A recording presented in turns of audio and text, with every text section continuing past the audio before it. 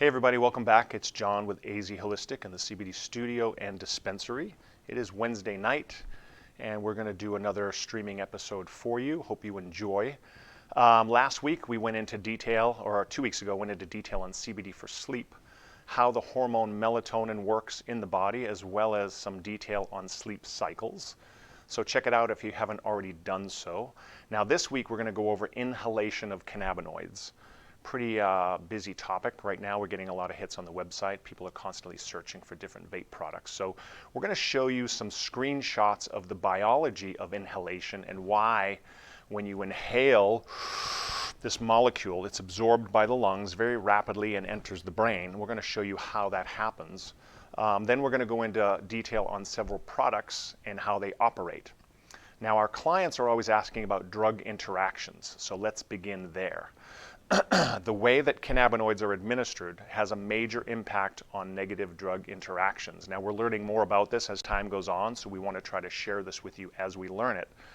Contraindications, as they're referred to, are more likely when both products, the drug and CBD or cannabinoids, are taken orally and processed by the liver before being distributed through the body.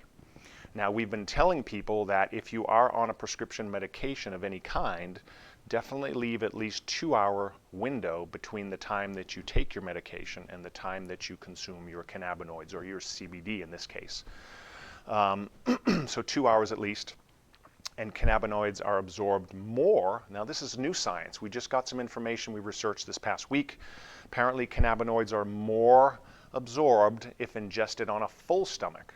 Typically in the store, we've been telling people it doesn't really matter if it's a full or empty stomach. It's still going to be absorbed. But some new science, some new data has recently come out to suggest that ingesting cannabinoids will have a higher peak liver concentration than inhaled cannabinoids. So this makes sense because obviously it's going through the liver.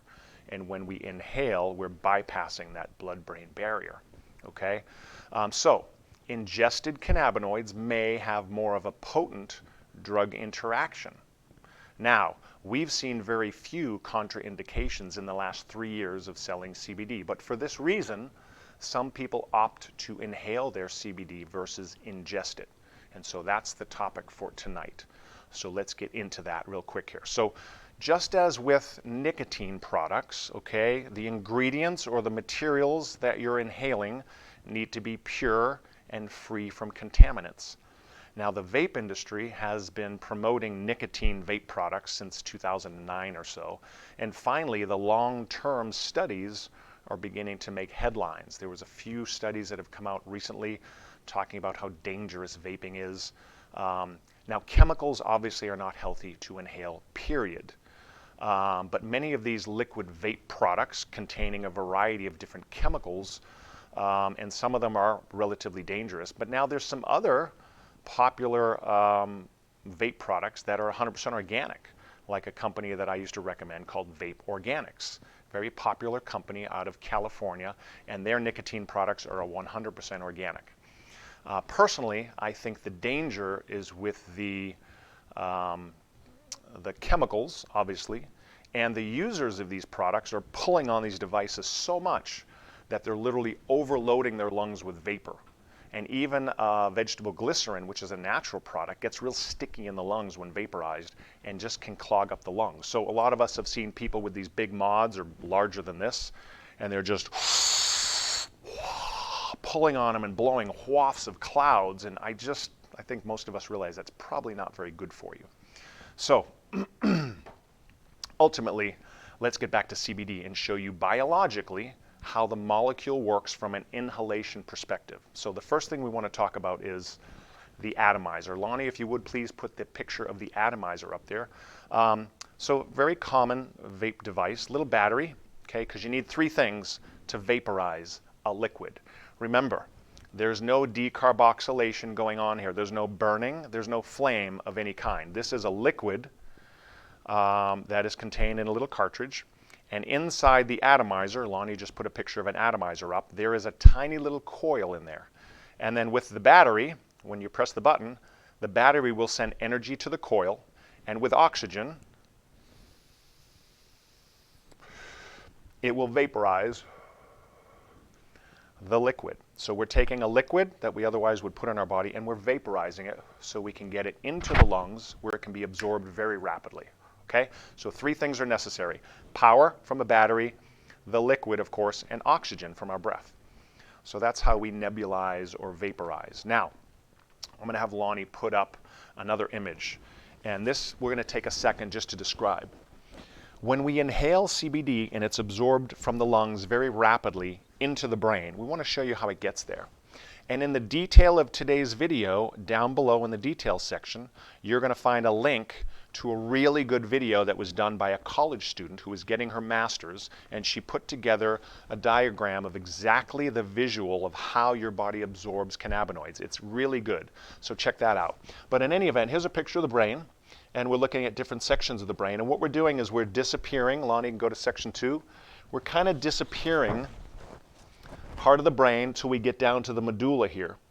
And now we're going to expand on that section, which is really important because this is where we get to the periaqueductal gray matter. And this is where signals are sent, okay, from the lungs to the brain. Okay, these little signals. And this is what provides the analgesic effect of CBD to help with pain receptors in the brain. Okay, and so obviously when we eat CBD, it's going to be slower. We talked about that a moment ago, being digested through the liver. And then when we inhale it, it's going to be far more rapid getting to the brain. Okay, so that's kind of how it occurs. Okay, and so what we want to do is when we come back from the break, we're going to show a bunch of different CBD products and vape products, and we're going to show you how they work. But remember, all cannabinoids you ingest will get into the brain. The key is the time it takes to get there. Also, when you eat CBD, there's no way for us to ever know, no way for you to know, how much of the molecule is actually getting to the brain. And that's because it's being absorbed within the liver, and there may not be enough CBD to pool up and start providing the influence to the neurotransmitters in the brain. Okay, that means that even though you're taking some CBD, you're still deficient. There's not enough there to stimulate the receptors in the brain. So that's the reason why when people come in the store, we always start everyone low to be safe, between 5 and 10 milligrams. That's typically what we suggest. And we'll say if you don't feel any benefits at that dose, slowly increase your dose every 3 to 5 days until you get to the right dosage. It's the same with inhalation. You can take 1 puff and get 1 milligram into the lungs and into the brain, and it may not be quite enough to stimulate those receptors. So wait a minute or 2, take another puff. See if you can feel the augmentation of anandamide and see if you can feel that distinct lowering of cortisol in the brain. So at any event, we're going to take a short break. Stick around because we're going to come back and we're going to go over several CBD vape products for you and talk about the pros and cons of them, okay? Hopefully that was helpful. We'll see you back here shortly. Welcome to azWHOLEistic, Arizona's CBD source for education, guidance, and high-quality CBD and plant-based products. So, what is CBD? CBD is an acronym. CBD stands for cannabidiol, and it's a naturally occurring cannabinoid that's found in many plant species, including cannabis, which a lot of people know about. It's also found in hemp. At a larger dosage, there's more CBD in hemp than there is in cannabis. So it's a naturally occurring plant molecule that helps to balance the body. At azWHOLEistic, we don't just sell CBD. We help educate people on how it works in the body. Our #1 goal here at the store is to educate people to take responsibility for themselves and be able to start eating more healthy and understand different toxins in food. Our body's divinely inspired to heal. The immune system is always working. And when you interrupt that with materials that don't belong in the body, you're going to get symptoms. So when we put cannabinoids in the body, it's going to regulate and balance just about every function of the human body, including in the body, right, the peripheral and the central nervous system. Our compassionate and knowledgeable staff are dedicated to helping people live happier and healthier while vastly improving their quality of life. We've seen a lot of people with different forms of dementia, whether it's Parkinson's or Alzheimer's, and they come in the store trembling and shaking because that region of the brain is being disrupted. And then they get on CBD, and within 3, 6, 8 weeks, they come back in and they hold their hand out like this, and I'm sorry, but we all start crying because it's pretty incredibly moving when you see someone's life change.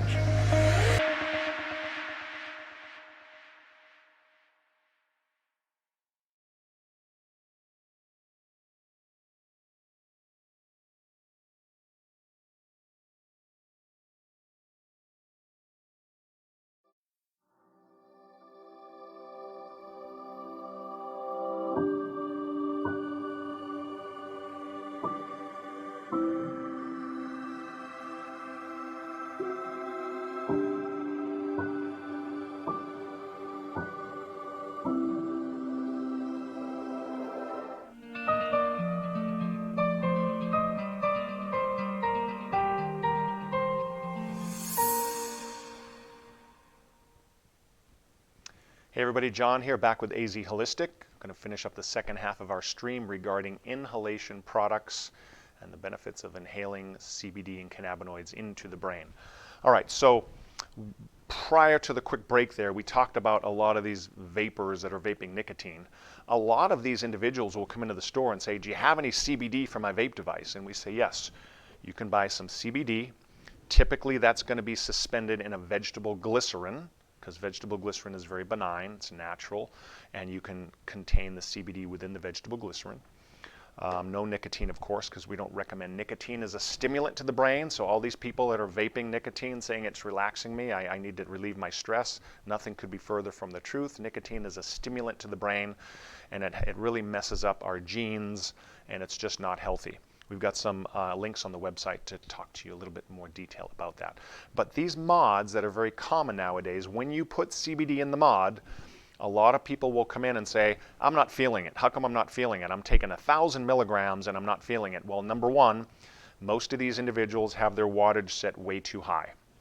We've been recommending for years that you do not vape your existing mod above 25 watts. Now, a lot of people are pulling on their nicotine at 100 watts or higher, and blowing those big clouds. CBD will burn in the coil above 25 watts. So I actually suggest 15 to 20 watts is plenty. You're not going to get as big of a cloud, but all you're trying to do is vaporize the medicine to get it into your lungs so that it can get to the brain. So anyone that's got a mod that's using CBD, we do not recommend that you use nicotine with CBD, because they're both trying to do different things in the brain. For example, CBD gets in the lungs, hits the neuroreceptors in the brain. It wants to calm us and relax us. If nicotine's mixed in with the CBD, we have this battle for supremacy going on. We got nicotine trying to get in the brain, we got CBD trying to increase anandamide and lower cortisol, and we get this battle going on. So if you are going to vape CBD in your existing device, make sure you have no nicotine and keep your wattage low. If your wattage is too high, your coils will burn it, and you won't actually be getting the CBD into your brain. You'll just be frying your coil, and your coil will clog. A lot of people are saying, oh yeah, my coil's going 3 times faster. I didn't know why. It's because the heat's too high. So mods, keep the wattage low, fill it with a good quality CBD product, preferably a vegetable glycerin.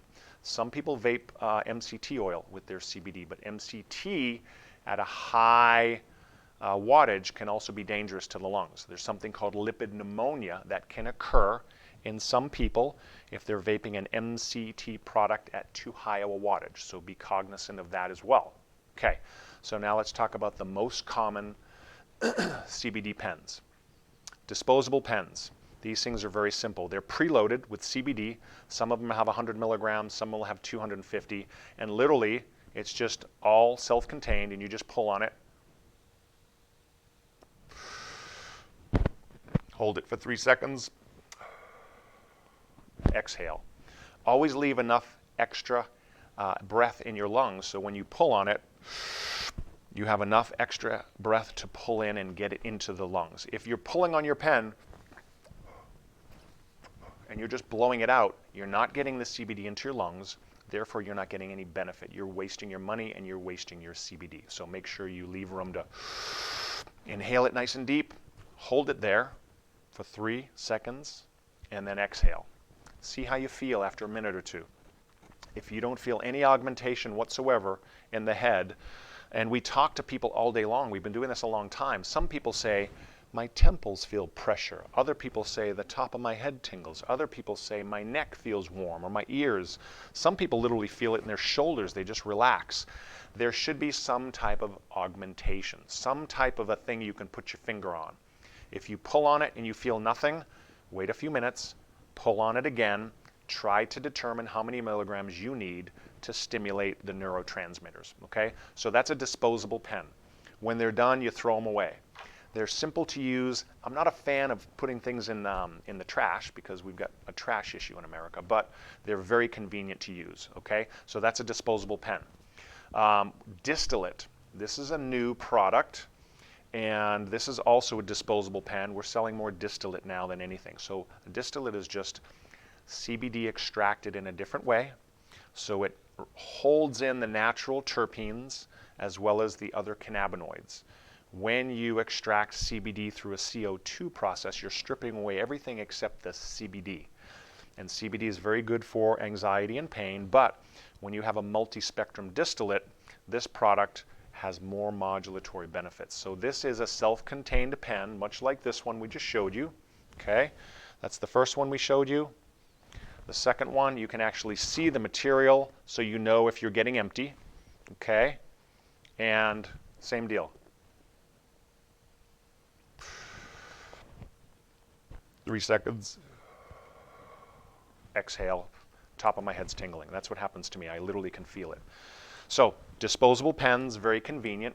We carry these in 250 milligrams, 500 milligrams, as well as 750 milligrams.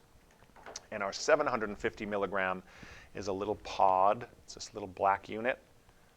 And that's a 1 milliliter, 1 gram. And that's same idea. It's a disposable pen you just pull on. Okay? So now we go to very common cartridges. Okay, so again, before the break we talked about the battery being the energy source.